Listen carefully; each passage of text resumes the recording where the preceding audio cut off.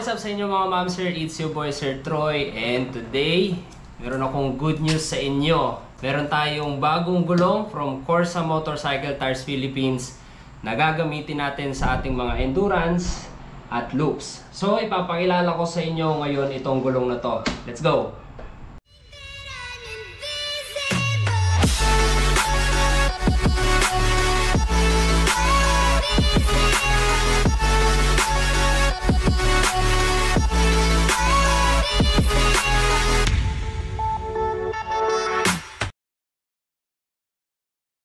Okay guys, so ito nga pala ang Corsa Platinum Cross S.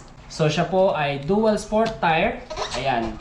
Ang dual sport tire ay malalaman kapag ang mga tread pattern or yung mga grooves niya ay halos magkakadugtong mula sa kabilang gilid hanggang sa kabilang gilid.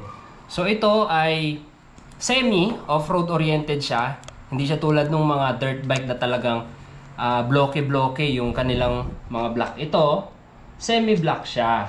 Mas maraming dadaanan ng dumi, mas safe sa daan. Kasi, like sa tubig, mabigla ka na madaan sa makapal na tubig, hindi ka mag-i-slide. Dadaan siya sa lahat ng grooves na yan, at itong mga rubber na to, kakapit sa kalsada. So, ganun ka-safe ang dual sport tire. Lalo na itong Corsa Cross S, medium to hard compound siya. So makunat din siyang putpurin, at the same time, very affordable yung mga ganitong gulong. Unlike dun sa aking semi-race tire, yung R93 ko, yun kasi ginagamit mostly sa race track. So napakalagkit niya, napakakapit ng gulong na yon, medyo mabilis siyang magkulangot. No? Unlike sa Cross S, yung kanyang gitna, hard compound, and then yung mga gilid-gilid niya, soft. Okay, so ano-anong size ba nito? Ayan, 140 by 80 rim 17 motorcycle, and then meron siyang mga other codings dito. Okay, dito naman nakalagay made in Indonesia, manufactured by Multistrada Ara Sarana. So made in Indonesia siya guys, hindi siya made sa kung saan-saan.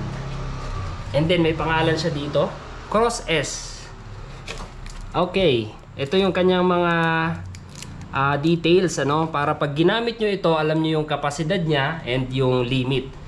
Okay, sa kanyang max load, 325 kilos or 716 labels.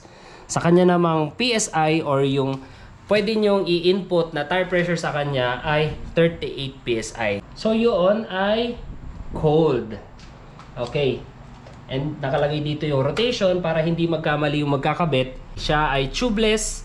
Nakalagay dito platinum at yung logo ng Corsa.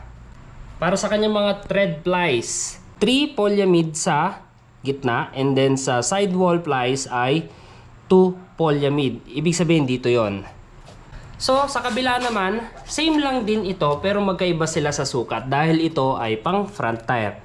So 110, 80, rim 17. So 110 po dito, 110 ito, and then yung 110 na yon ay 80% itong gilid. And then pang rim 17 siya, yung pang rim niya, no? Yung kanyang diameter. Pag bumili kayo ng Corsa Platinum Cross S, ayan, nakalagay na lahat dito yan. Yan, Corsa Platinum Cross S, pati yung kanyang sukat and kung pang saan siya gagamitin na vehicle, like MC, ibig sabihin motorcycle. So tubeless, ayan, nakalagay na rin, and yung kanyang other details. So yun lang naman yung ating short vlog guys. So maraming salamat sa Corsa Motorcycle Tires Philippines at sa Scramble Marketing. So ito na lang yung hinihintay natin na pinakahuling item para tayo ay makatakbo na at tayo ay ma-fully prepared na sa ating Cordillera Loop at sa Endurance kay Tune V6. At kung papala rin tayo next year ay makatakbo tayo ng Philippine Loop. Okay, so like, comment, share, and subscribe, and hit the bell notification para updated kayo pag may bago tayong video.